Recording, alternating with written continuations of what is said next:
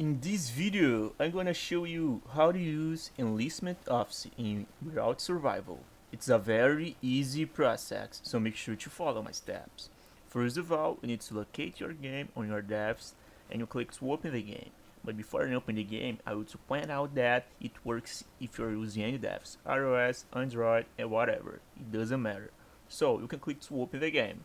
After opening the game, you'll be able to see the game home screen right here. You just need to wait for the load page and you can see now and change everything you want in the game. But you just want to know how to use enlistment option. So if you want to do that, you need to know that the prerequisite of enlistment officer's work is an infirmary with high capacity. So enlistment officer has 40 times the capacity of the infirmary.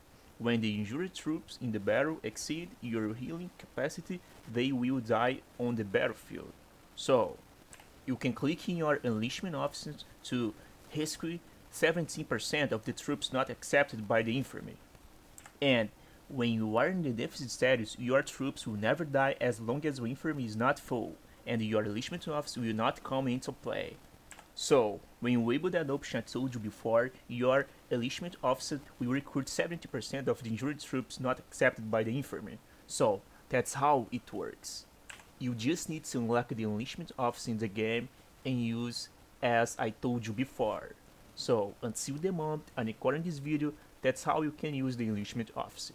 So, I hope I helped you in how to use enlistment officer in Whiteout Survival. If this video helped you, please make sure to leave a like and subscribe for more useful tips. Thank you for watching.